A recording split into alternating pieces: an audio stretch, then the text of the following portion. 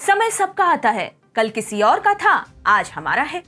एक समय था जब ब्रिटेन ने भारत पर राज किया, हमें अपना गुलाम बनाकर रखा, लेकिन उन अंग्रेजों ने कभी यह अपने स्वप्न में भी नहीं सोचा होगा कि जिस अवस्था में वो भारत को छोड़कर गया है, वही भारत आने वाले समय में न केवल अपने पैरों पर खड़ा होगा बल्कि विकास की एक नई गाथा लिखेगा। समय बदल चुका है, क्योंकि आज भारत ने उसी ब्रिटेन को अर्थव्यवस्था के मामले में पछाड़ दिया है। यकीनन ब्रिटेन से आगे निकलकर भारत का 5वीं बड़ी अर्थव्यवस्था बनना हर भारतीय के लिए गर्व की बात है, परंतु हम भारतीय हैं जो न तो कभी रुकते हैं, न तो थकते हैं और न ही कभी झुकते हैं। हमारी अर्थव्यवस्था की रफ्तार अभी यहीं थमने वाली नहीं है। नमस्कार, स्वागत है आपका TFI पर, जो है देश का सबसे विश्वसनीय ऑल्टरनेट न्यूज मीडिया पोर्टल। मैं पद्माश्री शुभम आपको बताऊंगी कि कैसे GDP रैंकिंग को देखकर स्पष्ट रूप से पता चलता है कि भारत 2027 तक जर्मनी को पीछे छोड़ देगा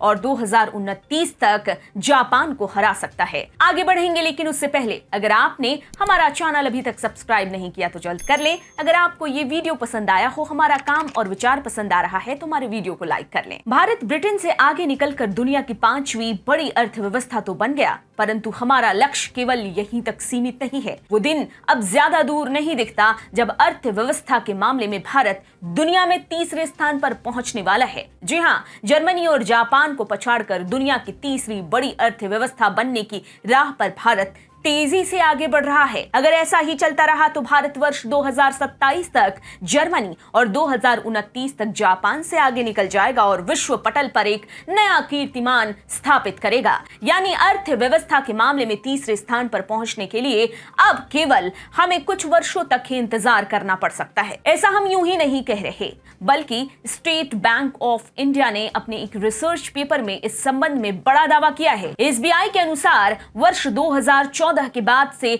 भारत बड़े संरचनात्मक बदलाव से गुजरा है। 2014 के अर्थव्यवस्था के मामले में भारत दुनिया में 10वें स्थान पर था। दिसंबर 2021 की शुरुआत में ही भारत ब्रिटेन को पीछे छोड़कर दुनिया की 5वीं सबसे बड़ी इकोनॉमी बन गया था। वर्तमान समय में बात की जाए तो वैश्विक स्तर पर भारत का GDP का हिस्सा फिलहाल 3.5% है। यह वर्ष 2014 में 2.6% था। वहीं वर्ष 2027 तक भारत का GDP में हिस्सा 4% हो सकता है और अभी वैश्विक GDP में जर्मनी की हिस्सेदारी 4% है। रिपोर्ट में कहा गया कि वर्ष 2027 तक भारत में जर्मनी से आगे निकलने की उम्मीद है और बहुत संभावनाएं हैं कि विकास की मौजूदा दर पर 2029 तक भारत जापान को भी पीछे छोड़ देगा। ऐसे समय में जब दुनिया आर्थिक मंदी के दलदल में फंसी हुई है, स्वयं को सुपर पावर मानने वाले देश भी मंदी के आगे दम तोड़ते नजर आ रहे हैं। दुनिया के तमाम देश भले ही मंदी और महंगाई के कारण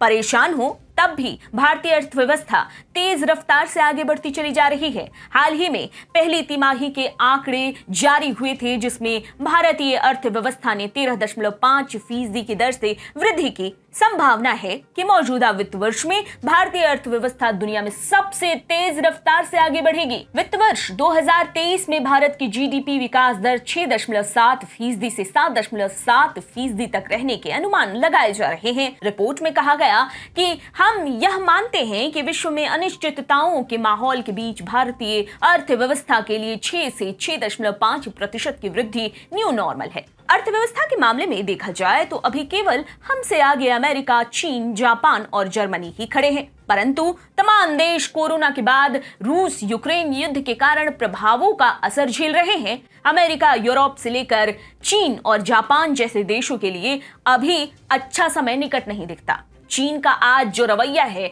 उसके चलते उसकी वैश्विक छवि काफी खराब हो चुकी है। यही कारण है कि रिपोर्ट में कहा गया कि चीन में नया निवेश धीमा पड़ रहा है, जिसका फायदा भारतीय अर्थव्यवस्था को मिलना तय है। वर्तमान समय में देखने को मिल रहा है कि विदेशी कंपनियों के लिए भारत पहली पसंद बनता जा रहा है। SBI की रिपोर्ट में कहा गया कि दिग्गज वैश्विक टेक कंपनी एप्पल ने अपने आईफोन 14 की वैश्विक बिक्री के लिए कुछ हिस्से का निर्माण जो भारत में हस्तांतरित करने का निर्णय लिया है, जो कि भारतीय अर्थव्यवस्था के लिए एक बहुत बड़ी बात है। यानी इस वक्त अर्थव्यवस्था के मोर्चे पर भारत के लिए हर जगह से केवल अच्छी ही अच्छी खबर आ रही है और यही कारण है कि हमारी रफ्तार केवल दुनिया में 5वें नंबर पर पहुंचने के बाद से थम नहीं सकती। अभी भारत आगे बढ़ेगा, दुनिया के बड़े बड़े देशों को पीछे छोड़ेगा और विश्व को दिखाएगा कि जिस भारत को कमजोर समझते हो उसकी वास्तविक शक्ति क्या है। कुछ इस तरह विश्व पटल पर भारत अपना तिरंगा लहराएगा।